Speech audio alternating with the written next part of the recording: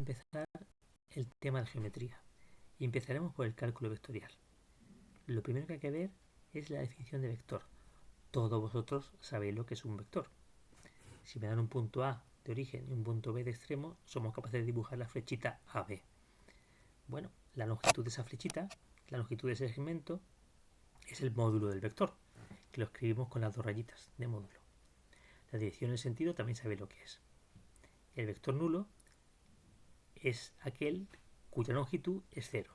La única manera de que sea 0 es que A coincida con B. No tiene ni dirección ni sentido. Y el vector unitario tiene longitud 1. A todo el conjunto de vectores fijos en el espacio se le llama F3, que son todos los posibles vectores de todas las posibles longitudes, direcciones, sentidos pinchados en cualquier punto del espacio. Un mogollón de vectores, infinitos vectores. ¿Qué vamos a hacer con todos esos infinitos vectores? Vamos a verlo. Vamos a definir una relación de equipolancia, que viene a ser como una igualdad, una relación de equivalencia. Definimos dos vectores que son iguales o equivalentes si tienen el mismo módulo, dirección y sentido. ¿Por qué no decimos que son iguales? Porque no están pinchados en el mismo punto origen A. Pero si un vector AB y otro CD tienen el mismo módulo, dirección y sentido, aunque estén pinchados en diferente punto, pues vamos a considerar que están relacionados. Pues evidentemente un vector está relacionado consigo mismo, tiene el mismo módulo, dirección y sentido, y si AB es igual que CD, pues CD es igual que AB. Es simétrica, es una igualdad. Y si el vector 1 es igual que el vector 2 y el vector 2 es igual que el vector 3, el 1 y el 3 como demonios son, pues iguales también. ¿Qué hacemos con esta relación? Pues de todos esos infinitos esos infinitos vectores que teníamos F3, los vamos a dividir en subconjuntos, que se llaman clases de equivalencia. Entonces el vector AB podría ser el representante de la clase de equivalencia, que representa a todos los infinitos vectores que tienen el mismo módulo, dirección y sentido, aunque estén pinchados en diferentes puntos. Entonces hemos conseguido agrupar infinitos vectores en uno solo, en el representante de la clase de equivalencia. ¿Cómo vamos a trabajar? Pues vamos a trabajar con uno solo de esos vectores. Lo vamos a llamar vector libre. Ese vector libre, su magnitud es importante, son sus componentes. Porque lo vamos a llamar, en vez de AB, lo vamos a llamar U, a ese vector libre. Ese vector libre puede estar pinchado en A, pinchado en C, pinchado en H o pinchado donde nosotros queramos, básicamente. Esa es la idea. El vector libre lo vamos a poder trasladar al punto de origen que nosotros queramos, sin cambiar su módulo, dirección y sentido. Un vector libre tiene siempre el mismo módulo, dirección y sentido, pero lo podemos poner con origen donde queramos. Yo creo que se entiende. Bueno, aquí lo pone. El módulo de dirección y sentido es el mismo que el de uno de sus representantes. Evidentemente todo tiene el mismo módulo, dirección y sentido, ¿vale? Todos los que están dentro de la misma clase de equivalencia. El vector libre nulo es el 0. Módulo 0 sin dirección y sentido, igual que antes. Bueno, llamaremos V3 al conjunto de todos los vectores libres del espacio. Acordaos, F3, vector fijo, con A origen y B extremo. Si me dan el origen y el extremo es un vector fijo.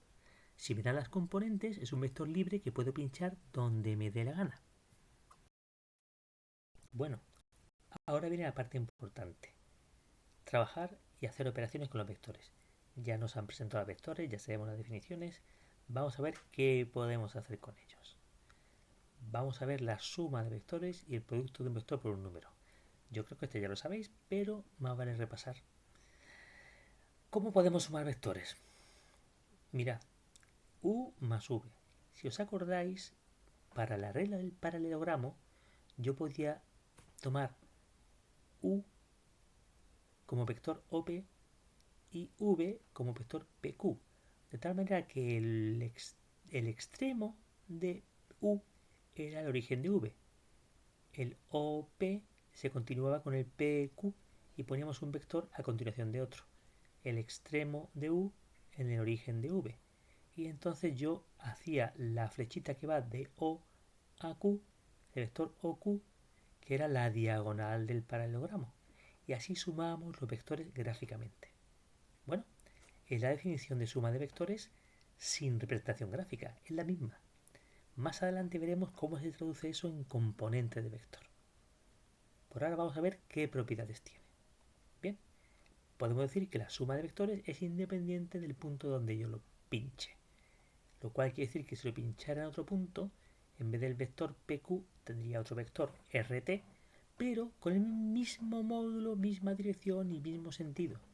Si yo esta suma la pincho en cualquier sitio del espacio y hago el rectangulito y el paralelogramo en cualquier punto del espacio, la diagonal será igual y entonces será otro vector equivalente, o sea, el mismo vector libre. Bueno, pues ¿qué propiedades tiene? Asociativa. Sumo de vectores, le sumo un tercero, pues es igual que si a los dos últimos le sumo el primero. Va. Elemento neutro. El vector 0 que hemos definido antes que para qué valía, solo vale para esto. El elemento opuesto, el mismo vector con el sentido contrario. Este menos u tiene el mismo módulo y la misma dirección, pero sentido contrario. Y conmutativo, sumar dos vectores, suma más v es como v más u. Todas estas propiedades ya las conocíamos con los números reales y son las mismas que tienen los vectores. La suma de números reales y la suma de vectores tienen las mismas propiedades. Bien, esta desigualdad triangular, si acaso aparecerá en algún sitio, ya la vemos más despacio. No es muy importante. Vamos a la parte importante. Producto por un número real. Aquí tenemos las propiedades. Aquí. Bueno, pues si K es un número real, aquí arriba, K por U es un vector. Si U es un vector, K por U es un vector. ¿Y ese vector cómo cambia?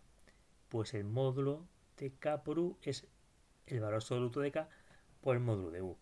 O sea, que si K es 2, el vector es el doble de largo, si K es 3, el triple de largo, y si K es un medio, es la mitad de largo el vector. A multiplicarlo por K. No cambia su dirección y no cambia su sentido, a no ser que K sea negativo. Si K es negativo, le estamos dando la vuelta al vector y apuntando en sentido contrario.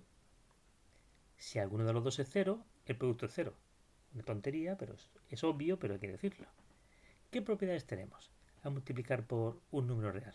Bueno, propiedad distributiva. Acuérdense, un número que multiplica una suma, pues multiplica cada uno de la suma. También ocurre con los vectores. Y al revés, un vector que multiplica una suma de números, pues el vector multiplica cada uno de ellos. ¿Es una propiedad distributiva sobre los vectores o una propiedad distributiva sobre los escalares? Las dos son bastante, por decirlo, obvias, ¿vale? Y este es muy tonto también. Si multiplico un vector por 2 y luego lo multiplico por 3, es como si lo multiplico directamente por 6. Y si lo multiplico por 1, pues no varía. Las propiedades de los vectores con números reales también son muy naturales, intuitivas y sencillas. Trabajar con los vectores, estoy diciendo mucho la palabra trabajar, a ver si es verdad que pones a trabajar cuando mandan los ejercicios. Necesitamos definir la base del espacio vectorial para poder expresar los vectores en sus componentes. Coordenadas de un vector o componentes de un vector es lo mismo. Acordaos, una dependencia lineal de filas y columnas de matrices, una dependencia lineal de ecuaciones, se daba cuando una ecuación se podía poner como suma de las otras ecuaciones multiplicada por un número. Exactamente el mismo concepto es con la combinación lineal de vectores. Aquí hay una serie de propiedades que, bueno, un vector es combinación lineal de sí mismo y que el 0 es combinación lineal de cualquiera. Evidentemente, si multiplico 1, 2 o 3 por 0, todo me sale el vector 0. Bueno, no tiene mucha importancia, salvo para alguna propiedad que veremos más adelante.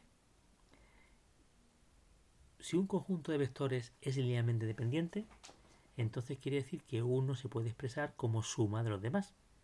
Si ese 1 lo pasamos para acá restando, me queda que A1 más A2 más A3U3 más A4U4 más a NUN es igual que 0. Si esto no es posible hacerlo y no podemos expresar un vector como suma de otros dentro de un grupo, decimos que ese grupo de vectores es linealmente independiente. Vale. Bueno, si en vez de un grupo tenemos una pareja, pues dos vectores son independientes si no son proporcionales. Dicho de otra manera, si dos vectores no tienen la misma dirección y sentido, no pueden ser dependientes. serán independientes. Y con tres vectores, si no están en el mismo plano, entonces son independientes. Para que tres vectores sean dependientes y que uno multiplicado por el primero más otro número multiplicado por el segundo más el tercero deberían estar necesariamente en un plano. Si no están en un plano es que no son dependientes, serán independientes. Es como lo de dos vectores, pero en tres dimensiones. Ya nos acostumbraremos a pensar en tres dimensiones dentro de muy poco. Entonces tenemos una manera de definir la base en V3. Cualquier conjunto de tres vectores que sea linealmente independiente forma una base del espacio vectorial. ¿Qué quiere decir eso? Ni más ni menos que, párrafo siguiente, cualquier vector que yo coja, cualquiera, se puede expresar como combinación lineal de U1, U2 y U3. Estos mismos U1, U2, U3, siempre que estos tres sean linealmente independientes. Cualquier conjunto de tres vectores linealmente independientes me vale como base del espacio vectorial. Evidentemente, si cojo el vector 2, 3, 5, el 7, 9, 4 y el 3, 14, 25, me salen unos números horrorosos. Y operar con eso sería una tortura. ¿Qué tenemos? Pues tenemos la base canónica de V3, toda ortogonal, toda bonita y toda unitaria. Fíjense, los vectores de la base son los I, J y K, que son los vectores que están apoyados, por decirlo así, en el eje X, este de aquí, en el eje Y, este de aquí, y en el eje Z, este de aquí. De tal manera, lo veis aquí, que el vector Y tiene módulo 1, el vector J tiene módulo 1 y el vector K tiene módulo 1, apoyado en el eje X, aquí, en el eje Y, aquí, y en el eje Z, aquí. Son los vectores unitarios que están exactamente igual colocados que los ejes cartesianos. Y como siempre trabajamos en ejes cartesianos, pues estos son los vectores que vamos a coger siempre como base del espacio vectorial. Además, de forma natural. A no ser que haya un único problema que me diga cambia de base estos vectores. Y me den la base normal, chula, canónica, y una base fea para yo cambiar de uno a otro los componentes del vector. Haremos algún ejercicio de eso, no es muy difícil y en definitiva se reduce a resolver una ecuación un sistema de ecuaciones de tres incógnitas. Bueno, para los físicos se acordarán que los vectores I, J, K forman una terna positiva. O sea, que si yo muevo el eje X sobre el eje Y, lo que obtengo es un movimiento antihorario visto del sentido de K. Si ustedes dibujáis el eje X y Z como siempre lo hacemos, pues esa es la terna positiva.